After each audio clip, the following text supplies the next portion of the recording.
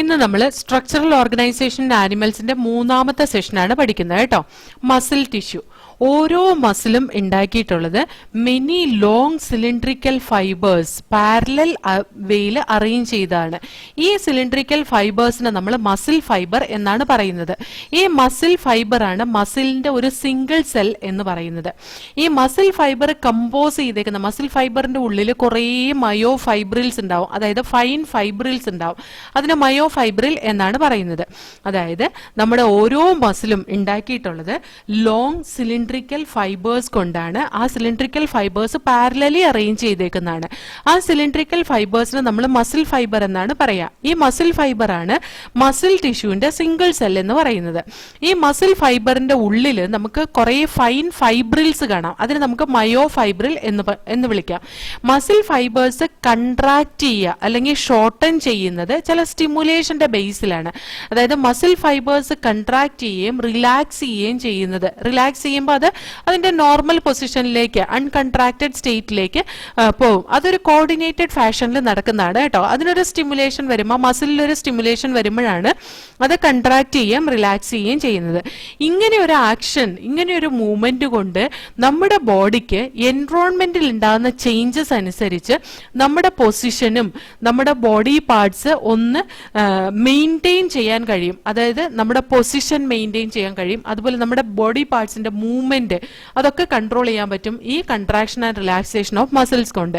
Generally muscles എല്ലാ തരത്തിലുള്ള നമ്മുടെ ബോഡിയിലെ എല്ലാ തരത്തിലുള്ള മൂവ്മെന്റിനെയും ആക്ടിവേറ്റ് ചെയ്യിപ്പിക്കുന്ന ഈ മസിൽസ് ആണ്. ഒരു ആക്റ്റീവ് റോൾ തന്നെയുണ്ട് മസിൽസിന് നമ്മുടെ ബോഡിയുടെ മൂവ്മെന്റ് സാധ്യമാക്കുന്ന മസ്കുലാർ മൂവ്മെന്റ് കൊണ്ടാണ്, മസ്കുലാർ കൺട്രാക്ഷൻ ആൻഡ് റിലാക്സേഷൻ കൊണ്ടാണ് കേട്ടോ.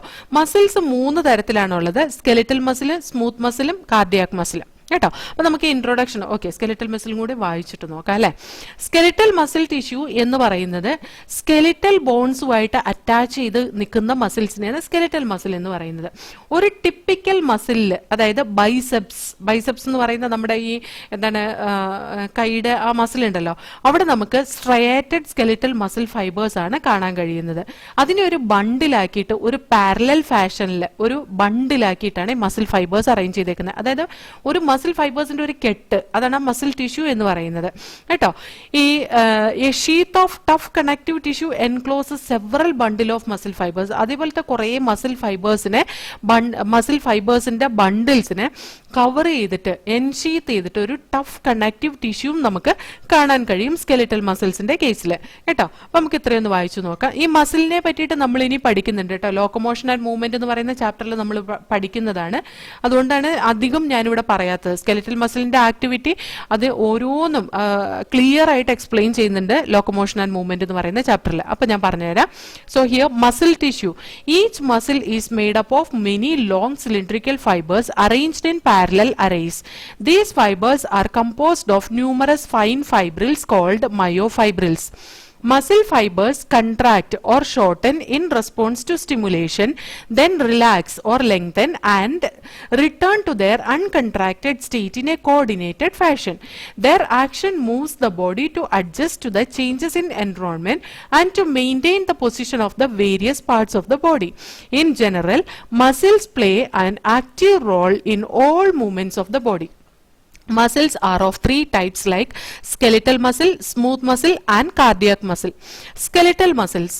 Skeletal muscle tissue is closely attached to the skeletal bone. In a typical muscle such as the biceps, striated or striped skeletal muscle fibers are bundled together in a parallel fashion. കേട്ടോ. ഇവിടെ ഇതിന്റെ diagram കൊടുത്തിട്ടുണ്ട്, ഞാൻ കാണിച്ചു തരാം. A sheath of tough connective tissue encloses several bundles of muscle fibres. Muscle ഫൈബേഴ്സിനെ കുറിച്ചിട്ട് നമ്മൾ ചാപ്റ്റർ 20 പഠിക്കുന്നുണ്ട്. കണ്ടേ, ഇതാണ് സ്കെലിറ്റൽ മസിലിന്റെ ഡയഗ്രാം കേട്ടോ. ഈ സ്കെലിറ്റൽ മസിൽ എന്ന് വിളിക്കാനുള്ള കാരണം ഈ മസിൽ ഫൈബേഴ്സ് ബണ്ടിലായിട്ട് അത് സ്കെലിറ്റനോട് അറ്റാച്ച് ചെയ്തിട്ടാണ് കാണുന്നത്. അതുകൊണ്ടാണ് അതിനെ സ്കെലിറ്റൽ മസിൽ എന്ന് വിളിക്കുന്നത്. ഇനി അതിനെ സ്ട്രയേറ്റഡ് മസിൽ എന്ന് വിളിക്കാറുണ്ട്. കാരണം എന്താന്ന് വെച്ചാൽ നമ്മൾ ഈ പറയുന്ന സ്കെലിറ്റൽ മസിലിനെ മൈക്രോസ്കോപ്പിന്റെ അടിയിൽ വെച്ച് നോക്കിയാൽ അവിടെ സ്ട്രയേഷൻസ് കാണാൻ പറ്റും. അതായത് ലൈറ്റ് ആൻഡ് ഡാർക്ക് ബാൻഡ്സിന്റെ ഒരു അപ്പിയറൻസ് കാണാൻ പറ്റും. അതാണ് സ്ട്രയേഷൻ എന്ന് പറയുന്നത്, സ്ട്രയേറ്റഡ് അപ്പിയറൻസ്. അതുകൊണ്ട് അതുകൊണ്ട് അതിനെ സ്ട്രയാറ്റഡ് മസിൽ എന്നും വിളിക്കാറുണ്ട്. അതേപോലെ തന്നെ നമ്മുടെ ഇഷ്ടത്തിനനുസരിച്ച് മൂവ് ചെയ്യുന്ന മസിലാണ് സ്കെലിറ്റൽ മസിൽ. അതായത് നമ്മൾ വിചാരിച്ചാൽ മൂവ് ചെയ്യുന്ന മസിലാണ് സ്കെലിറ്റൽ മസിൽ. അതുകൊണ്ട് വോളണ്ടറി മസിൽ എന്നൊരു പേരും കൂടെ സ്കെലിറ്റൽ മസിലിന് ഉണ്ട് കേട്ടോ. സ്കെലിറ്റൽ മസിൽ അല്ലെങ്കിൽ സ്ട്രയാറ്റഡ് മസിൽ അല്ലെങ്കിൽ വോളണ്ടറി മസിൽ എന്നാണ് സ്കെലിറ്റൽ മസിലിന് അറിയപ്പെടുന്നത്. ഇനി നമുക്ക് സ്മൂത്ത് മസിൽ നോക്കാം. Smooth muscle fibres tapering end ഉള്ളതാണ്. അതായത് രണ്ട് സൈഡിലും ടേപ്പറിംഗ് എൻഡ് ഉള്ള ഫ്യൂസിഫോം ടൈപ്പ് ഓഫ് മസിലാണ്. അത് ഒരു സ്ട്രയേഷനും കാണിക്കുന്നില്ല, സ്മൂത്ത് ഇൻ അപ്പിയറൻസ് ആണ് കേട്ടോ. അതിന്റെ സെൽ ജംഗ്ഷൻ ആണ് അതിനെ തമ്മിൽ ഹോൾഡ് ചെയ്ത് അത് ഒരുമിച്ച് നിർത്താൻ സഹായിക്കുന്നത്, അത് ബണ്ടിലായിട്ട് നിർത്താൻ സഹായിക്കുന്നത് കേട്ടോ. ഒരു കണക്റ്റീവ് ടിഷ്യൂ ഷീത്ത് ഉണ്ട് ഇതിന്റെ ഇടയിൽ, അതായത് ഈ സെൽസിന്റെ ഇടയിലുള്ള ജംഗ്ഷനിൽ, അതാണ് ഇതിനെ തമ്മിൽ ഹോൾഡ് ചെയ്ത് ഒരുമിച്ച് നിർത്താൻ സഹായിക്കുന്നത്. അതേപോലെ തന്നെ ഇത് സാധാരണയായിട്ട് കാണുന്ന ബ്ലഡ് വെസൽസിന്റെ വാളില്, അതേപോലെ സ്റ്റൊമക്കില്, ഇന്റസ്റ്റൈനില് ഈ തരത്തിലുള്ള മസിൽ ടിഷ്യൂസ് ഒക്കെ കാണുന്നത്. അതായത് സ്മൂത്ത് മസിൽസ് അല്ലെങ്കിൽ ഇൻവോളണ്ടറി മസിൽസ് അല്ലെങ്കിൽ അൺസ്ട്രയേറ്റഡ് മസിൽസ് എന്നൊക്കെ പറയും ഇതിന്. കാരണം സ്ട്രയേഷൻ ഇല്ല, ഇൻവോളണ്ടറി നമ്മൾ വിചാരിക്കുമ്പോൾ മൂവ് ചെയ്യാൻ കഴിയില്ല, ഇന്റേണൽ ഓർഗൻസിലാണ് സാധാരണയായിട്ട് ഇത് കാണുന്നത്. അതുകൊണ്ട് നമ്മൾ വോളണ്ടറി ആയിട്ട് കൺട്രോൾ ചെയ്യാൻ പറ്റില്ല, അതുകൊണ്ട് ഇൻവോളണ്ടറി മസിൽ എന്ന് പറയും. അതേപോലെ സ്മൂത്ത് മസിൽ എന്ന് പറയും, കാരണം സ്ട്രയേഷൻ ഇല്ലാത്തതുകൊണ്ട് അത് സ്മൂത്ത് ആയിട്ടായിരിക്കും കാണുന്നത് മൈക്രോസ്കോപ്പിന്റെ കീഴെ വെച്ച് നോക്കുമ്പോൾ. അതുകൊണ്ട് ഈ പറയുന്ന സോഫ്റ്റ് മസിൽസ് അല്ലെങ്കിൽ സ്മൂത്ത് മസിൽസ് സാധാരണയായിട്ട് കാണുന്ന ബ്ലഡ് വെസൽസിന്റെ വോളില്, സ്മൂത്ത് സ്റ്റൊമക്കില്, അതുപോലെ ഇന്റസ്റ്റൈനിലൊക്കെയാണ് ഈ പറയുന്ന മസിൽ ടിഷ്യൂസ് കാണാറുള്ളത്. അത് ബോണിനോട് അറ്റാച്ച് ചെയ്തിട്ട് കാണാറില്ല. സ്മൂത്ത് മസിൽസ് ഇൻവോളണ്ടറി ആണ്, കാരണം അതിന്റെ ഫംഗ്ഷൻ നമുക്ക് ഡയറക്റ്റ് കൺട്രോൾ ചെയ്യാൻ കഴിയുന്നതല്ല കേട്ടോ. നമുക്ക് എന്താ പറയാ, നമ്മൾ ആലോചിക്കുമ്പോൾ, നമ്മൾ ചിന്തിക്കുമ്പോൾ അതിനെ കൺട്രാക്ട് ചെയ്യിപ്പിക്കുക എന്നുള്ളത് പോസിബിൾ അല്ല കേട്ടോ. നമ്മൾ സാധാരണ സ്കെലിറ്റൽ മസിൽ ചെയ്യുന്ന പോലെ വോളണ്ടറി ആയിട്ടുള്ള ഒരു ആക്ഷൻ അല്ല സ്മൂത്ത് മസിൽ തരുന്നത് എന്നർത്ഥം കേട്ടോ. അപ്പൊ നമുക്കൊന്ന് വായിച്ചു നോക്കാം. The smooth muscle fiber taper at both ends. കണ്ട, രണ്ടും ടേപ്പർ ആയിട്ടാണ് നിൽക്കുന്നത്, fusiform, and do not show striation. ഇതിനകത്ത് ഒരു സ്ട്രയേഷനും കാണിക്കുന്നില്ല. Cell junction hold them together and they are bundled together in a connective tissue sheet. Cell junction ആണ്, അതായത് ഇതിന്റെ ഇടയിലുള്ള ഇതിന്റെ രണ്ടിന്റെ ഇടയിലുള്ള ഈ ജംഗ്ഷൻ ആണ് ഇതിനെ തമ്മിൽ ഹോൾഡ് ചെയ്ത് നിർത്തുന്നത്. അതേപോലെ തന്നെ അതിനെ ബണ്ടിലാക്കി നിർത്തുന്നത് കണക്റ്റീവ് ടിഷ്യൂ ഷീത്ത് ആണ്. അതേപോലെ തന്നെ internal organs such as blood vessels, the wall of internal organs such as blood vessels, stomach and intestine contain this type of muscle tissue. Smooth muscles are involuntary as their functioning cannot be directly under controlled. നമ്മുടെ കൺട്രോളിൽ അല്ലാത്തത് കൊണ്ട് അത് involuntary മസിലാന്ന് പറയാം. We usually are not able to make it contract merely by thinking about it as we can do with skeletal muscle. skeletal muscle പോലെ നമുക്ക് സ്വന്തം control ചെയ്യാൻ കഴിയാത്തതാണ് സ്മൂത്ത് മസിൽ എന്ന് പറയുന്നത്. നെക്സ്റ്റ് കാർഡിയാക് മസിൽ ടിഷ്യൂ ആണ്. Cardiac muscle tissue എന്ന് പറയുന്നത് ഒരു കൺട്രാക്ടൈൽ ടിഷ്യൂ ആണ്, ഹാർട്ടിൽ മാത്രം കാണുന്നത്. കാർഡിയാക് മസിൽ കൊണ്ടാണ് ഹാർട്ട് ഉണ്ടാക്കിയിട്ടുള്ളത്. അതിന്റെ സെൽ ജംഗ്ഷൻസ് തമ്മിൽ ഫ്യൂസ് ചെയ്താണ് കാണുന്നത്. Plasma membrane of cardiac muscle cells fuse ചെയ്തിട്ടാണ് കാണുന്നത്. അതുകൊണ്ട് തന്നെ അത് സ്റ്റിക്ക് ചെയ്ത രീതിയിലായിരിക്കും കാണുന്നത് കേട്ടോ. ഇവിടെ ഡയഗ്രാം കൊടുത്തിട്ടുണ്ട്, കണ്ടോ? ഈ സെൽ ജംഗ്ഷൻസ് അല്ലെങ്കിൽ സെൽ മെംബ്രെയിൻ തമ്മിൽ ഫ്യൂസ് ചെയ്ത രീതിയിലാണ് കാണുന്നത് കേട്ടോ. ആ ഫ്യൂസ് ചെയ്ത രീതിയിൽ കാണുന്നത് കൊണ്ട് എന്താണ്, കമ്മ്യൂണിക്കേഷൻ ജംഗ്ഷൻ, അതായത് ഒരു സെല്ലിനകത്ത് എന്തെങ്കിലും ഒരു സ്റ്റിമുലേഷൻ വന്നാൽ അടുത്ത സെല്ലിലേക്ക് ആ സ്റ്റിമുലേഷൻ ഈസി ആയിട്ട് പാസ് ചെയ്യും. ആ കമ്മ്യൂണിക്കേഷൻ ജംഗ്ഷനെ നമ്മൾ ഇന്റർകാലേറ്റഡ് ഡിസ്ക് എന്നാണ് പറയുന്നത്. ഇത് വളരെ ഇമ്പോർട്ടന്റ് ആണ്. ഇന്റർകാലേറ്റഡ് ഡിസ്ക് കാർഡിയാക് മസിലിൽ കാണുന്നതാണ് കേട്ടോ. അത് ചില ഫ്യൂഷൻ പോയിന്റ്സിലാണ് കാണുന്നത്. സെല്ലിനെ തമ്മിൽ എന്താണ് ഒരുമിച്ച് കൺട്രാക്ട് ചെയ്യിപ്പിക്കാൻ വേണ്ടിയിട്ട്, അല്ലെങ്കിൽ ഒരു സെല്ലിന് സ്റ്റിമുലേഷൻ കിട്ടുമ്പോൾ അടുത്ത സെല്ലിലേക്കും ആ സിഗ്നൽ റിസീവ് ചെയ്യാൻ വേണ്ടിയിട്ടുള്ളതാണ് ഈ ഇന്റർകാലേറ്റഡ് ഡിസ്ക് എന്ന് പറയുന്നത്. ഇതിന്റെ നെയ്ബർ സെൽസും സ്റ്റിമുലേറ്റ് ചെയ്യപ്പെടും because of this intercalated disc കേട്ടോ. അപ്പൊ കാർഡിയാക് മസിൽ ടിഷ്യൂ വായിച്ചു നോക്കാം. Cardiac muscle tissue is a contractile tissue present only in the heart. Heart ഉണ്ടാക്കിയേക്കുന്നത് തന്നെ കാർഡിയാക് മസിൽ കൊണ്ടാണ്. Cell junction fuse the plasma membrane of the cardiac muscle cells and make them stick together. Communication junctions or intercalated disc at some fusion point allow the cells to contract as a unit. ഒരു unit ആയിട്ട് ഈ സെൽസിനെ എല്ലാം കൂടി കൂടിയിട്ട് ആ cardiac മസിലിനെ complete ആയിട്ട് contract ചെയ്യാൻ സഹായിക്കുന്ന ഇന്റർകാലേറ്റഡ് ഡിസ്ക് ആണ് കേട്ടോ. That is when one cell receive a signal to contract, its neighbors are also stimulated to contract. അങ്ങനെയാണ് കാർഡിയാക് മസിൽ ടിഷ്യൂ വർക്ക് ചെയ്യുന്നത്. ഇനി നെക്സ്റ്റ് നമുക്ക് പഠിക്കാനുള്ളത് ന്യൂറൽ ടിഷ്യൂ ആണ്. ന്യൂറൽ ടിഷ്യൂ എന്ന് പറയുന്നത് നമ്മുടെ ബോഡിക്ക് എന്തെങ്കിലും ഒരു നമ്മുടെ എൻവറോൺമെന്റിൽ എന്തെങ്കിലും ഒരു ചേഞ്ചസ് ഉണ്ടാവുമ്പോൾ ആ ചേഞ്ചിങ് കണ്ടീഷനോട് അഡ്ജസ്റ്റ് ചെയ്യാൻ വേണ്ടിയിട്ട്, അതിനോട് റെസ്പോണ്ട് ചെയ്യാൻ വേണ്ടിയിട്ട് ഒരു ഗ്രേറ്റ് കൺട്രോൾ കൊടുക്കുന്ന ഒരു ടിഷ്യൂ സിസ്റ്റമാണ് ന്യൂറൽ ടിഷ്യൂ സിസ്റ്റം എന്ന് പറയുന്നത്. അതായത് നമ്മുടെ ന്യൂറോൺസ് ആണ് ന്യൂറൽ സിസ്റ്റത്തിന്റെ യൂണിറ്റ് എന്ന് പറയുന്നത്. ഈ ന്യൂറൽ സിസ്റ്റം വളരെ എക്സൈറ്റബിൾ സെൽസ് കൊണ്ട് ഉള്ളതാണ് ന്യൂറൽ സിസ്റ്റം കേട്ടോ. ന്യൂറൽ ടിഷ്യൂ, ന്യൂറോൺ വിത്ത് ന്യൂറോഗ്ലയാൽ സെൽസ് ആണ് ഈ കൊടുത്തിട്ടുള്ളത്. ഞാൻ പറഞ്ഞുതരാം ന്യൂറോഗ്ലയാൽ സെൽസ് എന്താണെന്ന് ഞാൻ പറഞ്ഞുതരാം കേട്ടോ. അപ്പൊ ഈ ന്യൂറോൺസ് ഹൈലി എക്സൈറ്റബിൾ സെൽസ് ആയതുകൊണ്ട് എൻവറോൺമെന്റിൽ ഉണ്ടാകുന്ന എന്തെങ്കിലും ഒരു stimulation that can be easily captured by the neuron, receptor വഴി ഈ ന്യൂറോൺ പെട്ടെന്ന് ആ ചേഞ്ച് ക്യാപ്ചർ ചെയ്യുകയും ആ ചേഞ്ച് നമ്മുടെ ബോഡിയിൽ നിന്ന് നമ്മുടെ ബോഡിയിൽ ഒരു റെസ്പോൺസ് ഉണ്ടാക്കാൻ കാരണമാവുകയും ചെയ്യും. അതാണ് നെർവിന്റെ ഫംഗ്ഷൻ കേട്ടോ. ഈ ന്യൂറോഗ്ലയാൽ സെൽസ് എന്ന് പറയുന്നത് ന്യൂറോണിനെ അസിസ്റ്റ് ചെയ്ത് നിൽക്കുന്ന സെൽസ് ആണ് കേട്ടോ. Neuroglial cells the rest of neural system protect and support the ന്യൂറോണിനെ പ്രൊട്ടക്ട് ചെയ്ത് സപ്പോർട്ട് ചെയ്ത് നിൽക്കുന്നതാണ് ന്യൂറോഗ്ലയാൽ സെൽസ് എന്ന് പറയുന്നത്. Neuroglia more than half of the nervous സിസ്റ്റത്തില്, ന്യൂറൽ ടിഷ്യൂല് ന്യൂറോഗ്ലയാൽ സെൽസ് ആണ് നമ്മുടെ ബോഡിയിൽ കാണുന്നത്. ന്യൂറോണിനേക്കാൾ കൂടുതൽ ന്യൂറോഗ്ലയാൽ സെൽസ് ആയിരിക്കും നമ്മുടെ ബോഡിയിൽ ഉണ്ടാകുന്നത് കേട്ടോ. ഇനി ഒരു ന്യൂറോൺ സ്റ്റിമുലേറ്റ് ചെയ്യപ്പെടുമ്പോൾ ഒരു ഇലക്ട്രിക് ഡിസ്റ്റർബൻസ് ആണ് ഉണ്ടാകുന്നത് അവരുടെ പ്ലാസ്മ മെംബ്രെയിനിൽ. ആ ഇലക്ട്രിക് ഡിസ്റ്റർബൻസ് ഒരു വോൾട്ടേജ് ഒരു വോൾട്ടേജ് ആയിട്ട് ത്രൂ ഔട്ട് ദ ന്യൂറോൺ അത് പാസ് ചെയ്യുകയും അത് ആ ന്യൂറോണിന്റെ പല ഭാഗത്തേക്ക്, ന്യൂറോൺ മെംബ്രെയിനിൽ കൂടെ പാസ് ചെയ്യുകയും അത് ന്യൂറോണിന്റെ പല ഭാഗത്തേക്ക് എത്തുകയും ആ ന്യൂറോണിന്റെ എൻഡിൽ എത്തിക്കഴിഞ്ഞ് കഴിയുമ്പോൾ, പല ഭാഗത്തേക്ക് എന്നല്ല, ന്യൂറോണിന്റെ ആക്സോൺ വഴി അത് ന്യൂറോണിന്റെ എൻഡിലേക്ക് എത്തുമ്പോൾ ആ ഔട്ട്പുട്ട് സോൺ വഴി അത് അടുത്ത സ്റ്റിമുലേഷൻ, അത് ചിലപ്പോൾ ന്യൂറോണിലേക്കായിരിക്കാം സ്റ്റിമുലേഷൻ കൊടുക്കുന്നത്, അതല്ലെങ്കിൽ ഏതെങ്കിലും ടാർഗറ്റ് സൈറ്റിലേക്കായിരിക്കാം. ചിലപ്പോൾ സെല്ലായിരിക്കാം, ചിലപ്പോൾ ഏതെങ്കിലും ഗ്ലാൻഡ് ആയിരിക്കാം, ചിലപ്പോൾ ഏതെങ്കിലും മസിൽ ആയിരിക്കാം. എങ്ങോട്ടെങ്കിലും അത് എങ്ങോട്ടാണോ അതിന്റെ സ്റ്റിമുലേഷൻ കൊടുക്കേണ്ടത് ആ ഒരു സ്ഥലത്തേക്ക് അതിന്റെ സ്റ്റിമുലേഷൻ എത്തിക്കുകയും ചെയ്യുക, അതായത് മെസ്സേജ് പാസ് ചെയ്യിക്കുകയും ചെയ്യുക എന്നുള്ളതാണ് ന്യൂറോണിന്റെ ഫംഗ്ഷൻ. ന്യൂറോണിനെ പറ്റിയിട്ട് നെർവസ് സിസ്റ്റം ഒരു വലിയ ചാപ്റ്റർ തന്നെയായിട്ട് നമുക്ക് പഠിക്കാം, വളരെ ഈസി ആയിട്ട് പഠിക്കാവുന്നതാണ് അത് കേട്ടോ. അപ്പൊ ഞാൻ ഇത്രയും ഇവിടെ പറയുന്നുള്ളൂ. നെർവസ് സിസ്റ്റത്തിനെ പറ്റിയിട്ട് ഞാൻ ന്യൂറോൺസ് പഠിപ്പിക്കുമ്പോൾ നല്ല ക്ലിയർ ആയിട്ട് പറഞ്ഞുതരാം. അപ്പൊ ഇത്രയും ഭാഗം ഞാനൊന്ന് വായിക്കാം. Neural tissue exerts the greatest control over the body's responsiveness to changing conditions. Neurons, the unit of neural system, are excitable cells. The neuroglial cells, which constitute the rest of the neural system, protect and support neurons. Neuroglia make up more than 1/2 of the volume of the neural tissue in our body.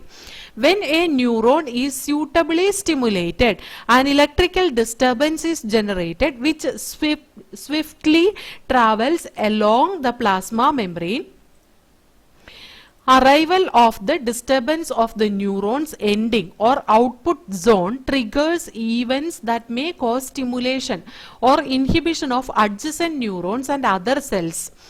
അതാണ് neurons എന്ന് പറയുന്നത്. അതായത് ആ വരുന്ന electric impulse അത് വന്ന് അതിന്റെ എൻഡിങ്ങിൽ, അതായത് ആക്സോൺ ടെർമിനലിൽ വന്നു കഴിയുമ്പോൾ ആക്സോൺ ടെർമിനലുമായിട്ട് കോണ്ടാക്ട് വരുന്ന ഏത് ഗ്ലാൻഡ് ആണോ അല്ലെങ്കിൽ ഏത് സെല്ലാണോ അതല്ലെങ്കിൽ ഏത് ടിഷ്യൂ ആണോ അതിനകത്തേക്ക് അതിന്റെ മെസ്സേജ് പാസ് ചെയ്യും. ആ ഇലക്ട്രിക് ഇമ്പൾസ് ആയിട്ട് അല്ലെങ്കിൽ കെമിക്കൽ മെസ്സഞ്ചർ ആയിട്ട് മെസ്സേജ് പാസ് ചെയ്യും.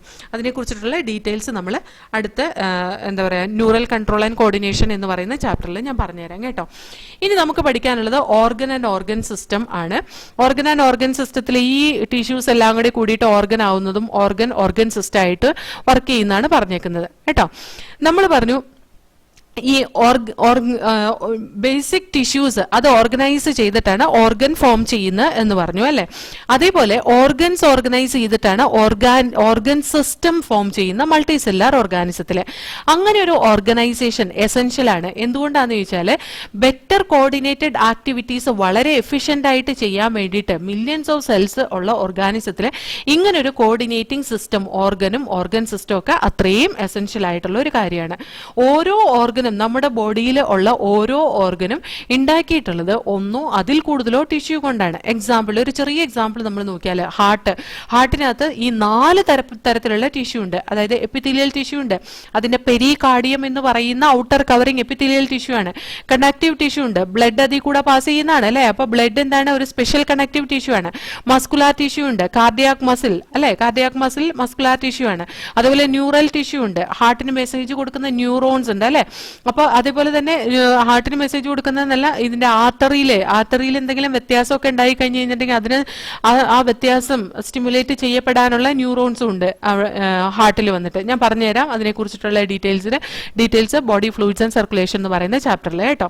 ഇനി ചില കെയർഫുൾ സ്റ്റഡീസിൽ നമുക്ക് മനസ്സിലാവും ഈ ഓർഗന്റെ കോംപ്ലക്സിറ്റിയും അതുപോലെ തന്നെ ഓർഗൻ സിസ്റ്റത്തിന് എന്താ പറയാ, ഓർഗൻ സിസ്റ്റത്തിന്റെ കോംപ്ലക്സിറ്റിയും ഒരു ഡിസേണബിൾ ട്രെൻഡ് ആയിട്ട്, അതായത് വളരെ പ്രത്യക്ഷമായ കോംപ്ലക്സിറ്റി ഇൻക്രീസ് ചെയ്തു വരുന്നത്, ആ എവല്യൂഷണറി ട്രെൻഡ് നടക്കുന്ന ഓരോ ഓർഗാനിസത്തിലും ഈ പറയുന്ന ഓരോ ഓർഗൻസും ഡെവലപ്പ് ചെയ്തു വരുന്നത് നമുക്ക് ഈസി ആയിട്ട് മനസ്സിലാവും ഓരോ ഓർഗാനിസത്തിന്റെ ഇന്റേണൽ സ്ട്രക്ചർ എടുത്ത് പഠിക്കുമ്പോൾ. ഇവിടെ നമ്മൾ മോർഫോളജിയും അനാട്ടമിയും ഒക്കെ ഇൻട്രൊഡ്യൂസ് ചെയ്യുന്നുണ്ട്. 3 ഓർഗാനിസത്തിന്റെ മോർഫോളജി അനാട്ടമി ഇൻട്രൊഡ്യൂസ് ചെയ്യുന്നുണ്ട്. പക്ഷേ ഇവിടെ നമ്മൾ 3 ഓർഗാനിസത്തിന്റെ ഇൻട്രൊഡ്യൂസ് ചെയ്യുന്നുണ്ടെന്ന് ഇവിടെ പറഞ്ഞാലും നമ്മൾ ഒരു ഓർഗാനിസത്തിന്റെയാണ് കേട്ടോ പഠിക്കുന്നുള്ളൂ. അത് കോക്രോച്ചിന്റെയാണ്. ബാക്കി 2 എലിമിനേറ്റ് ചെയ്ത് കളഞ്ഞിട്ട് കുറേ ആയി. എന്താണെന്നറിയില്ല, അത് NCERT ഇതുവരെ എടുത്ത് കളഞ്ഞിട്ടില്ല. പക്ഷെ നമ്മുടെ ബോർഡ് എക്സാമിന് അത് ചോദിക്കാറില്ല. ബോർഡ് എക്സാമിന് ആ സിലബസിൽ കൊടുക്കാത്ത ഒന്നാണ് ഈ പറയുന്ന ഫ്രോഗും എർത്ത്വോമും. അതുകൊണ്ട് നമ്മളത് അവോയ്ഡ് ചെയ്തിട്ടാണ് പഠിക്കുന്നത് കേട്ടോ. ഇനി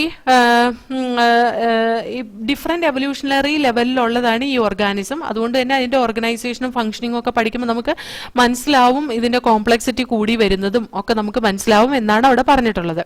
മോർഫോളജി എന്ന് പറയുന്ന എക്സ്റ്റേണൽ വിസിബിൾ ഫീച്ചേഴ്സിനെയാണ്. പ്ലാന്റ്സിന്റെ മൈക്രോബ്സിന്റെ ഒക്കെ കേസിൽ മോർഫോളജി എന്ന് പറയുന്നത് ഈ പറയുന്ന എക്സ്റ്റേണൽ ഫീച്ചേഴ്സിനെ മാത്രമാണ്. പക്ഷെ ആനിമൽസിന്റെ കേസിൽ external appearance of the organs or parts of the body, അതായത് ആ എക്സ്റ്റേണൽ അപ്പിയറൻസ് ഓഫ് ദ ഓർഗാനിസും ഉണ്ട്, എക്സ്റ്റേണൽ അപ്പിയറൻസ് ഓഫ് ദ ഓർഗൻസും ഉണ്ട്. നമ്മുടെ ബോഡിയിലുള്ള ഇന്റേണൽ ഓർഗൻസിന്റെ എക്സ്റ്റേണൽ അപ്പിയറൻസിന് നമ്മൾ മോർഫോളജി എന്നാണ് പറയുന്നത്. അനാട്ടമി എന്ന് പറയുന്നത് മോർഫോളജി ഓഫ് ഇന്റേണൽ ഓർഗൻസ്. അതായത് ഇവിടെ നമ്മൾ മോർഫോളജി എന്ന് പറയുമ്പോൾ ആ മോർഫോളജി ഓഫ് ഇന്റേണൽ ഓർഗൻസിന് നമ്മൾ സെപ്പറേറ്റ് ടേം കൊണ്ട് ഡിഫൈൻ ചെയ്യുന്നു. അതായത് അനാട്ടമി എന്ന ടേമാണ് നമ്മൾ യൂസ് ചെയ്യുന്നത് കേട്ടോ. Morphology and anatomy of cockroach ആണ് നമ്മൾ ഈ ഒരു ചാപ്റ്ററിൽ പിന്നീട് പഠിക്കുന്നത് കേട്ടോ. അപ്പൊ നമ്മൾ ഓർഗൻ ആൻഡ് ഓർഗൻ സിസ്റ്റം ഒന്ന് വായിച്ചു നോക്കാം. The basic tissue mention above organise to form organs which in turn associate to form organ system in the multicellular organisms. Such an organisation is essential for more efficient and better coordinated activities of millions of cells constituting an organism. Each organ in our body is made of one or more type of tissues. For example, our heart consists of all the 4 types of tissues, that is epithelial, connective, muscular and neural tissue. We also notice after some careful study that the complexity in organ and organ system displays certain discernible trend. This discernible trend is called evolutionary trend. You are being introduced to morphology and anatomy of 3 organisms. ഇവിടെ 1 organism നമ്മൾ പഠിക്കുന്നുള്ളൂ. At different evolutionary level to show their organization and functioning. Morphology refers to study of form or externally visible features. In the case of plants and microbes, the term morphology precisely means only this. In case of animals, this refers to the external appearance of the organs or the parts of the body. The word anatomy conventionally is used for the study of morphology of internal organs in the animals. You will learn the morphology and anatomy of cockroach here in this chapter. Okay, അപ്പോൾ ഇത്രയേ ഉള്ളൂ ഈ ഒരു സെഷനിൽ. ഇനി നമുക്ക് next സെഷനിൽ പഠിക്കേണ്ടത് കോക്രോച്ചിനെ കുറിച്ചിട്ടാണ് കേട്ടോ. കോക്രോച്ചിന്റെ മോർഫോളജിയും അനാട്ടമിയും ഒക്കെയാണ് നമ്മൾ നെക്സ്റ്റ് സെഷനിൽ പഠിക്കുന്നത്.